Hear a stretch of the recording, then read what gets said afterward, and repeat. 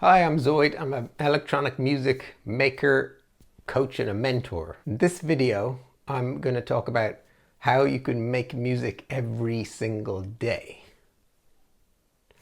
Every single day. That is the minimum you should try and make music if you are really committed to it. You have to accept that you're going to go through cycles, ups and downs in your journey of making music. And if you're in a down cycle where it doesn't feel like it's going well, it's frustrating, you're not getting much done, you're not getting tracks finished.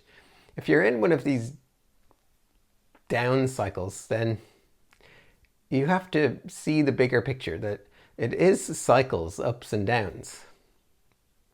And you have to weather it. Resilience and persistence is super important on your music making journey.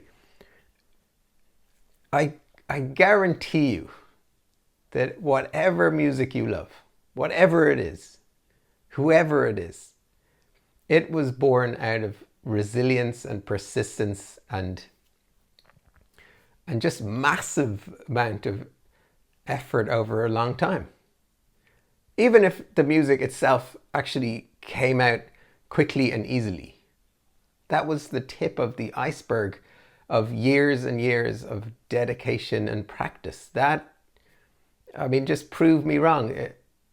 Whoever you look at, whoever you talk about in the past, Mozart was like practicing for all day long from the age of 2, when his dad was like kind of trained him up. His dad was a music educator, and Mozart was like tens of thousands of hours and probably 30,000 hours making music before he really did something great.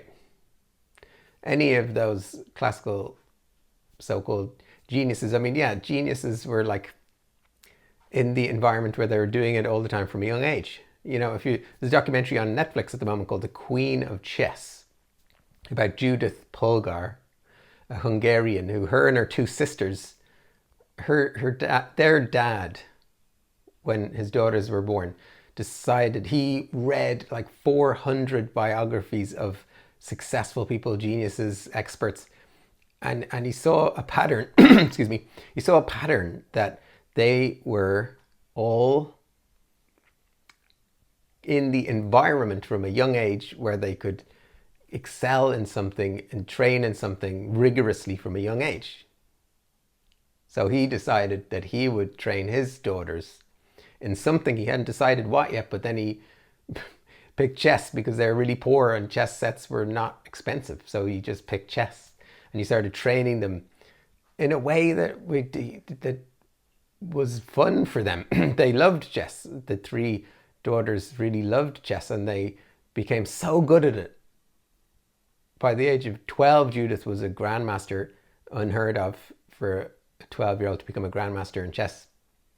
And then she went on to become a world champion, I think.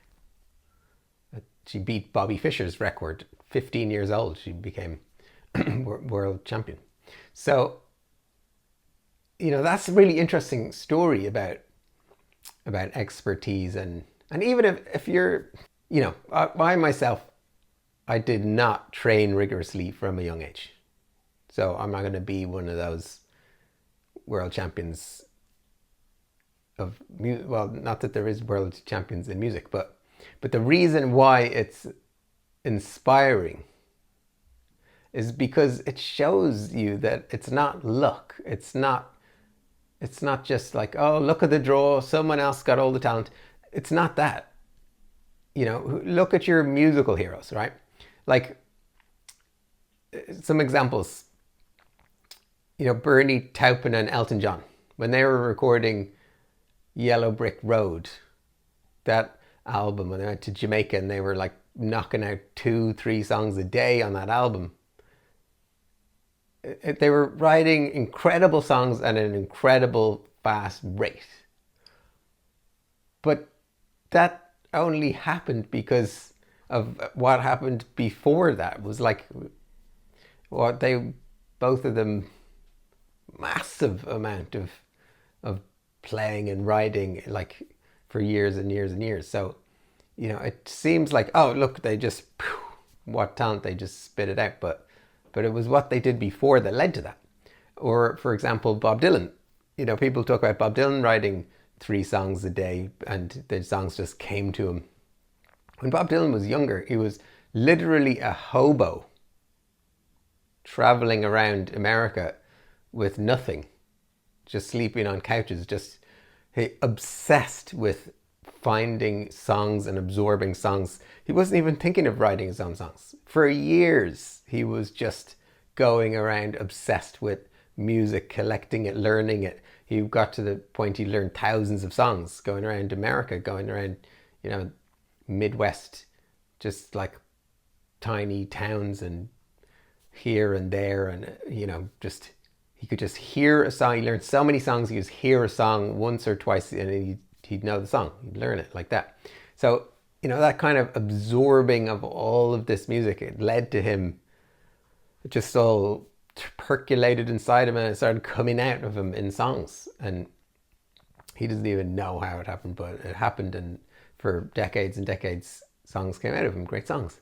So like Robert Hood in electronic music, we have our characters, our heroes, and it's the same for them, it's the same. Robert Hood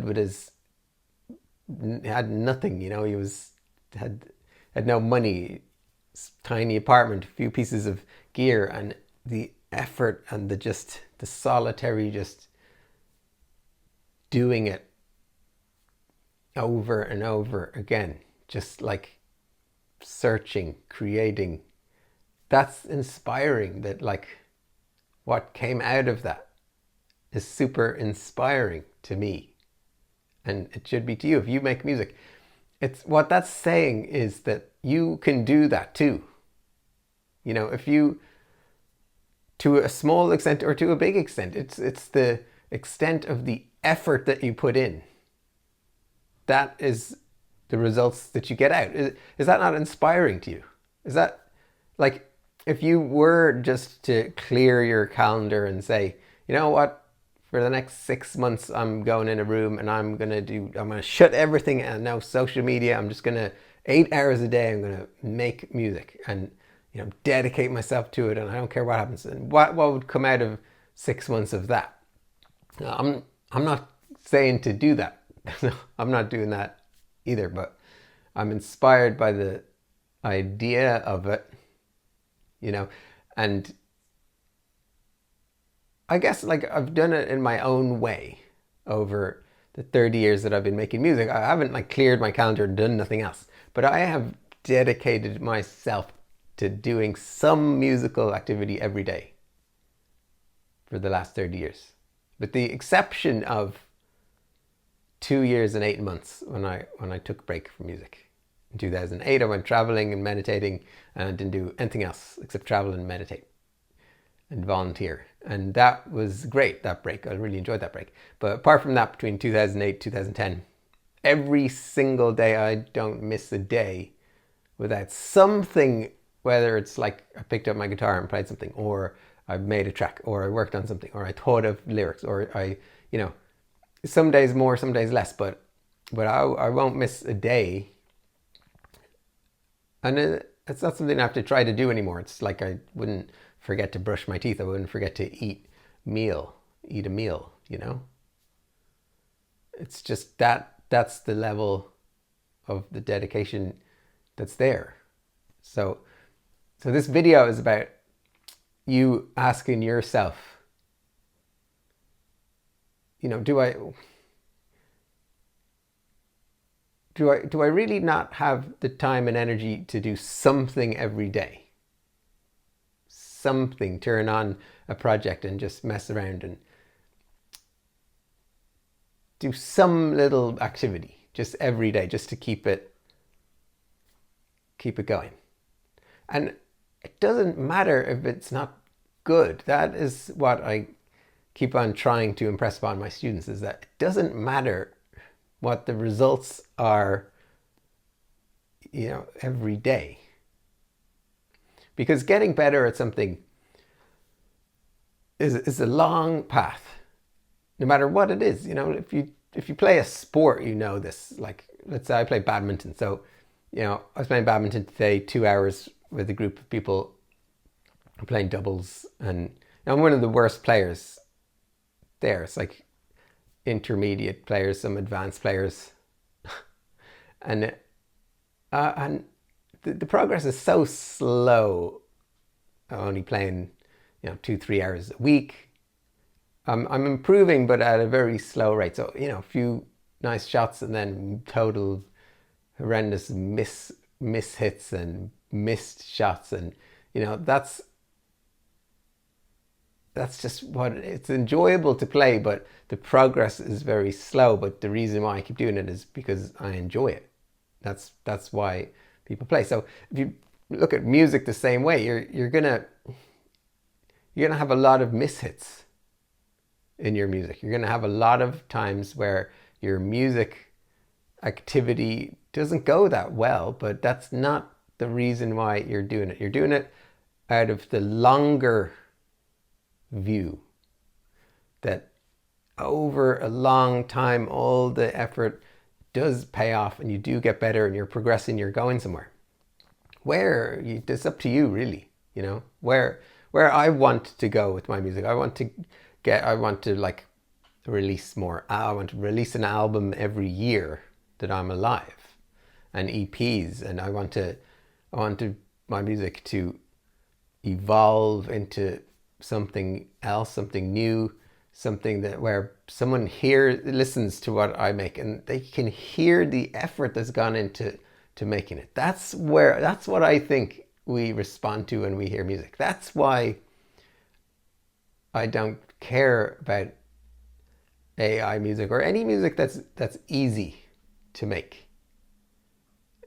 Yeah, fine. So what? It's on playlists and millions of people listen to it because they don't care. So what? It's kind of irrelevant. Like, what I'm interested in that world of music where people care, where people respond to something, where they hear something and they're like, the effort. Even if I hear a well-made house track or a well-made any kind of track, and wow, the production's so good, I hear the effort in it. I believe that we can hear and respond to that, something about the energy in the music, the effort that's gone into making the music. I believe it. Maybe I'm wrong. You can prove me wrong if you think, we could do blindfold tests and see, like, I don't know if that's possible. But if, I suppose it depends on whether you believe that there will be new generations coming up of new producers with new ideas, new music makers, where people say, wow, it's the next generation. We've got our Boards of Canada, Autechre, Aphex Twin, Squarepusher.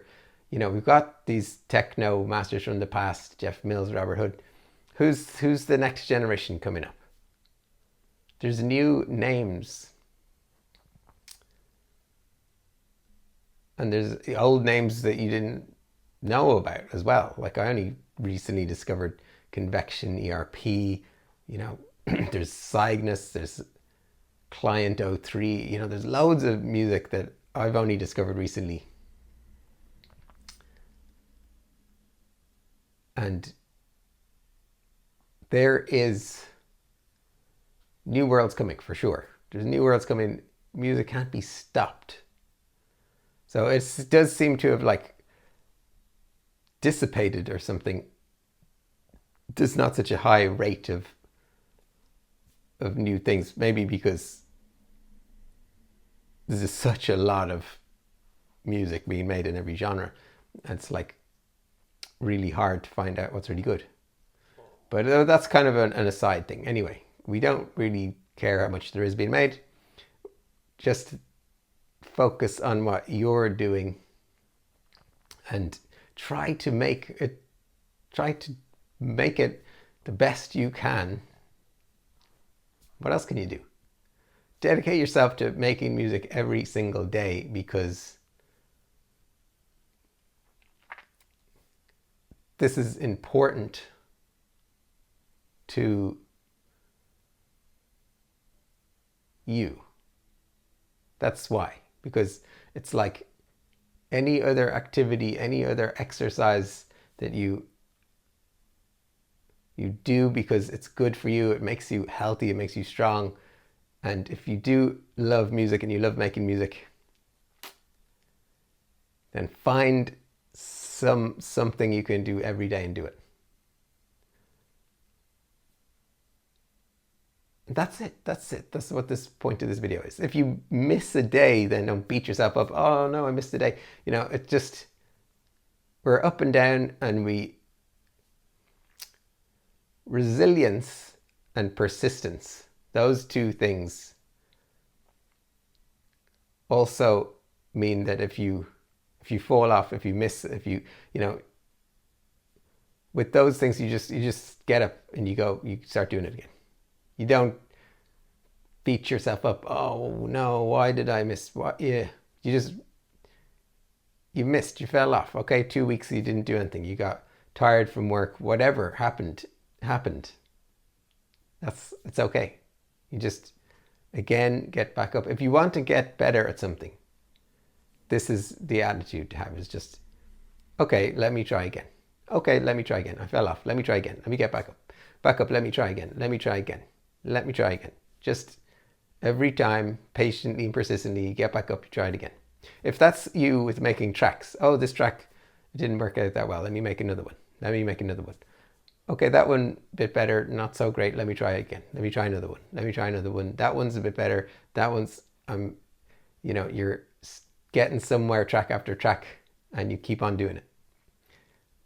I heard this quote recently: success is the ability to withstand failure after failure without a loss of enthusiasm. This perfectly describes making music. Tracks may be failing to be as good as whoever your musical heroes are. So in that sense, you can see them as a failure, but with no lack of enthusiasm. You're just loving doing it. You're making it again. You're making another one. You're making another one. And I think that's the process that every single one of your musical heroes went through to get, to become Boards of Canada, to become Robert Hood, to become Jeff Mills, to become whoever you love, whoever it was. They were not that for a really long time. They were just, let's try it again. Let's try it again. That wasn't so great. Let's try it again. That was happening for them. No doubt in my mind. And that's great. I think that's great, because I like that idea that this is an objective fact that humans can get better at what they repeatedly try to do, and you will get better if you repeatedly try and do something. Okay? So, if you struggle to do this on your own, then join a program. There's loads of programs. That's what the people who join my programs, that's why I think the main reason why they join is because it helps them to make a track again and again, or make their first track, or it's giving them a structure to do that. Okay, so you can join one of my programs. My programs are really good. I'm a fantastic teacher, and I say that because I'm not to brag about it, but I say it because I've taught people for so long, dedicated myself to being better at it. Just like music, a lot of people who make music, they dedicate themselves to it and they get really good at it. But then they teach for other reasons, economically, to make money, and it doesn't make them a great teacher. So, but I didn't do that. From like 20 years ago, I saw teaching as a profession, a really good one, and something that I was interested in developing a skill. Just like music, teaching is a skill to get better. I did courses, I did training, I did, years after years after years of trying different things and getting better and better and better at it. So with the students that I teach, the feedback that I get, the results that I get, I'm confident to say that I'm a fantastic teacher. I can say I'm an excellent guitar player. I'm an excellent music producer. So these things, I've earned the ability to say these things without being egotistical about it. I'm just really good at those things because I've been doing it a really, really long time. And I teach people how to get good at them as well by repeatedly doing them again and again for a really long time. So that's the end of the video. If you made this far, great. Give a subscribe, give a comment. Let me hear your comments about this stuff. All right. So next course is make a track in 8 weeks on Koala Sampler, your very first track. This is a course that you can do if you've never made any music before. Literally, if you have any inclination to make a track, you can do this course and make a track. Sound good? You just link in the description. Let's go. All right, and I've got a free taster session for my Finish a Track in 8 weeks course happening tomorrow night, or it might be tonight by the time I upload this video. It's a Wednesday night, 8:30 p.m. this week, but if you're watching this video in the future, then check it out. It's probably on a Thursday night, 8 p.m. Yeah. Okay. Thanks for watching. See ya.